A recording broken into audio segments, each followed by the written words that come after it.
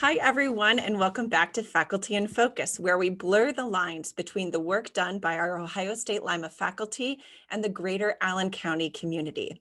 I'm your host, Maggie Young, and throughout Faculty in Focus, we will explore Ohio State Lima's faculty interests and how they relate to the greater Allen County region. I am thrilled to have Dr. Maria Ignatieva here with me today. Dr. Ignatieva is a professor in the Department of Theater, Film, and Media Arts. She is one of our more prolific publishers and works on a variety of different topics within the worlds of theater, children's theater, Russian film, and culture. So thank you so much for joining us today. I would love to start out by asking you a little bit about your educational background. So can you tell us how you got started in the world of theater and what was interesting about it to you? Well, thank you very much for having me, Maggie. You're such a wonderful host. So my grandfather was a professional actor, and so he brought me to theater when I was very young, when I was actually 11. And when I was a high school student, actually, I went to the theater high school in Moscow, and there was a competition, but I made it, and these last 2 years were absolutely divine. It was the only theater school in Moscow then, which combined the general curriculum with acting, directing, and the studies of theater history. After that, I entered the State Theater Institute, which I graduated from 5 years afterwards with a master's degree in theater history, theory, and criticism. And 4 years later, in 1988, I defended my dissertation. And then started the following year, I started to work as a young assistant professor at the very well-known Moscow Art Theater School studio, about which I dreamed since I was 11, because then I fell in love with the legendary theater director and actor Konstantin Stanislavski. I had his picture above my bed, and so that was kind of my dream, which came true. And just 4 years after that, I ended up in Lima and started my new life. Oh, that's wonderful. So what is it that brought you to the U.S.? I came in a very traditional manner. I followed my husband, and he was really desperate in Russia. And I was thinking, well, I will always try to find something what to do if he absolutely cannot live there. So we'll just go all together. And we came to Lima. He has a 1-year contract with the Ohio State Department of Theater then. And so in about 6 months after I came here, I directed my first show at the Ohio State Lima, and the die was cast. I love it. So speaking about teaching at Ohio State Lima, what do you like about teaching here? I can start with one example that I think that probably most dear to me. I'm also an affiliated faculty with the Department of Slavic and East European Studies in Columbus.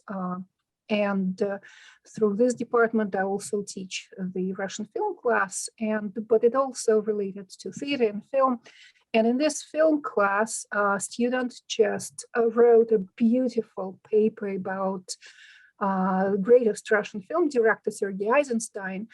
And then the paper was terrific. And then he approached me. He said, Professor, I have to miss the class for 1 week. And I said, what happened? Are you unwell? He said, no, I have to exhibit my pigs at the show in Atlanta. So this combination of writing a brilliant film paper and at the same time exhibiting your pigs in the International Pig Exhibit in Atlanta, this is something that I think that absolutely thrilling. So we teach the students who are, first of all, they are the first generation and they need this knowledge. They grow very fast, like Chinese flowers, that like you throw it in a glass and then suddenly it started blooming in just a second. And at the same time, they have this practical background, whether it's the farm or business of their parents, that makes their life experiences absolutely incompatible with anything else and anyone else.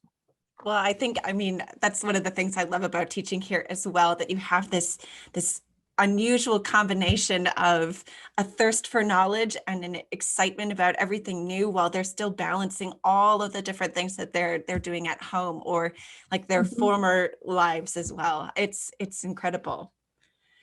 So you had said earlier that, the die was cast when you directed your first show here, and you've been directing shows here for a number of years. What is it that you find so compelling about the theater? About the theater, Mm-hmm. well, this is so difficult to say. It's since the theater is so deep into my genes, into my genetics through my grandfather, that it's almost like, like for some people to ask, so what do you like about having kids? It's just so natural. It's just kind of, I was born with it. But about theater, one of the first things that did surprise me, that when I came to Lima, that with the great importance of theater in Russia and in Europe, that local children were not exposed to the non-commercial theater. So they knew what was the Broadway shows. Once a year, they could see them in the Civic Center. But they didn't see the shows that didn't have the commercial kind of value, but had adventure in them and the real interaction. So, and because of that, since I think that children need to have this active experience with the live theater, that's why I initiated in '95 the children theater program. Well, and I'll say as a mom, I love the children's theater program. The way that the children's faces light up when they interact with the actors. And I think, when you say the non-commercial aspect, I think that's one of the things that you make, or one of the ways in which you make our children's theater shows so engaging, is that there is that kind of give and take between our little audience with their loud noises when you ask them to make the weather sounds, or you ask them questions, or that they're so engaged. And you're right. I mean, it's a completely different way. And then our students at Ohio State Lima get an opportunity to, I think there's nothing quite like performing for a large group of kids. Is that You are right? absolutely right, because children are the best spectators, and they are going to respond to everything that the actors are doing on stage. And sometimes with funny results, because when I wrote and directed the play Momotaro the Peach Man, and the huge peach just rolled down the aisle, the character on stage asked, "Oh, what is this?" And one child out loud said, "It's a peach, stupid." So, Out of the mouths of babes, right? yeah, yes.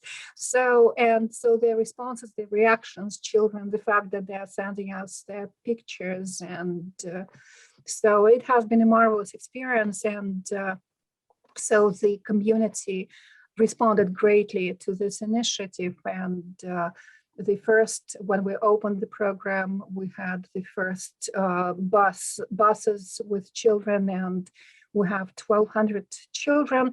The second year, it was already 25, and sometimes we had up to 3,000 children from the local elementary schools.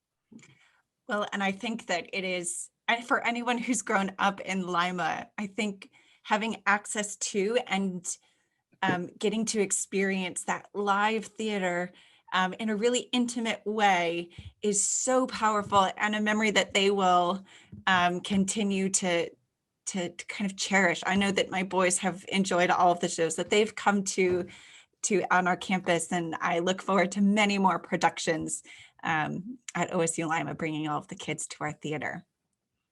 Thank you so much, Maggie. I do want to kind of switch gears because you have this brand new project that you're involved with through Ohio State and through the Center for Slavic and East European Studies.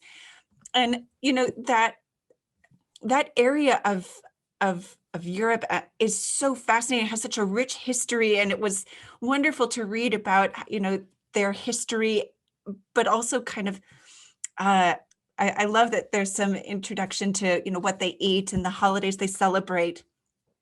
I was wondering if you could talk a little bit about this, because this class is not designed necessarily for university students. It's actually designed for our community members, right? Yes, yes, it is designed for the community members, and again, it's very interesting how things that you experienced or you have known personally that then later are intertwined in your life. So, for example, I always loved Baltic states, and probably Lithuania in particular, because my grandfather worked for 10 years as an actor in Russian drama in Vilnius from 1946 to 1956, and he was honored by the kind of title of the respected Lithuanian actor. So I was always absolutely in the kind of state of adoration of Lithuanian culture. So, but when I came here, what I realized that the community in Ohio actually is a great mixture of Ukrainians, Poles, and Baltic communities. And also one of the greatest kind of push for me to investigate the culture in the Baltic countries was Niels Ries at the Ohio Northern University, who was Estonian. And when I did my first research trip in Estonia, Niels Ries actually introduced me to the people of the rank of the highest Ministry of Culture in Estonia, of the first playwright, Estonian playwrights, now classical. So it was really a blessing. And then when I interviewed one of the journalists from Riga, Latvia, for this class, who is actually graduated from Harvard, but his parents are Latvian, and Latvian is he's bilingual, and he moved back to Riga and married the person I was in the same kind of year in the City Academy. So it's a very small world. But the greatest surprise was when I asked him about this different communities in the United States and Baltic communities. He said, I was born in Columbus, Ohio. So, and that was such a shock. So that the world is even smaller than we think. So I believe that the traditions of Baltic cultures and Baltic communities, which are very indeed important for Europe, but also greatly enriched American culture and Ohioan culture. So, and in this respect, so when you think how close it is, one of my students from Theater 2100 brought to class the birth certificate from his great-grandparents, and he said, do you think you can help me with this? And this birth certificate was written in Lithuanians, and so I could read a few words, kind of understanding that it was Vilnius, and I took a picture of this birth certificate, sent to my friend in Vilnius, and she translated it and wrote back, yes, this is the birth certificate for your students' grandparents who were born in Vilnius, Lithuania, and they live in our area. So this very interesting, and also Lithuania, for example, is traditionally agrarian country with a great farming community, as well as Estonia and Latvia. And again, for example, these communities sometimes, I'm buying the special cheese at our Meyer, which is the Baltic cheese. It's called Androlus cheese, which is exactly the same as the cheese in Lithuania that I used to bring from Lithuania to Moscow. So you could go to Meyer and buy this cheese.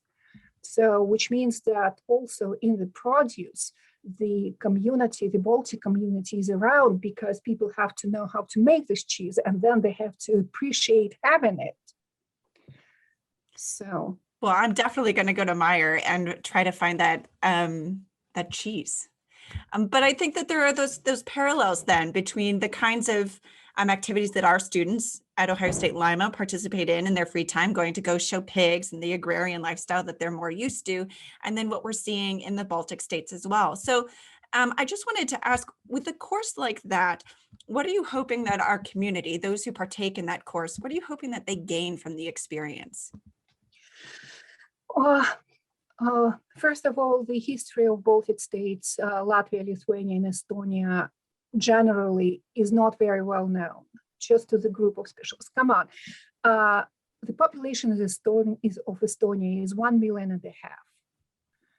So it's one district in Chicago. Yeah. So with the suburbs. But Estonia, Latvia, and Lithuania have beautiful history, beautiful culture, and great resilience because the small countries were always part of the occupants, either Sweden or Germany or Russia or Poland in the medieval ages. So, and in this case, so first of all, it's wonderful thing to know the history and culture of this country. Potentially, there are wonderful business contacts that could be established with the countries because all three countries now, especially the younger generation, they are fluent in English and they are very open to various exchanges. Well, I have to tell you that actually one of the leading sociologist from Tartu in Estonia, she came to our area and she gave lectures at the Ohio Northern universities. So they are very willing to come. When I asked the director of the wonderful puppet theater in Tallinn, Nuku Theater, I said, so will you be willing to come and show your productions? And they have their productions in English as well. So he said, oh, yes, sure, just arrange for us a place to live and our government will pay for us to go. Wow. Yes. So. Well, that's amazing. And I think that there's something so wonderful about learning about places that are far away and yet share in some ways a similar either lifestyle or elements of culture, or I think that our students and our community can really kind of benefit from expanding our horizons a little bit and then finding ways to bring it back home. How does this relate to, how is this similar to, how is this different from what I, see on a daily basis? So that's wonderful. Where can we access this course when it becomes available? Well, I'd be happy to send you the link, but it's now in the stages of preparation. And my understanding is that the Slavic Center is working on the website right now, which I believe they might be able to complete by the end of summer. Great. So I think what we can say to our viewers out in the world is that you can check our Ohio State Lima website and that we can link you then to this amazing course about the tenacity of the Baltic states, which I'm excited to take myself.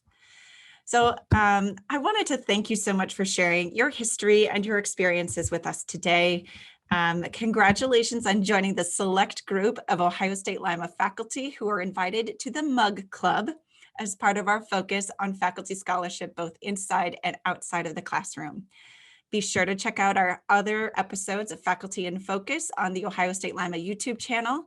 And from all of us here at OSU Lima, thank you for tuning in to another episode of Faculty in Focus. Until next time. Thank you. Thank you, Maggie.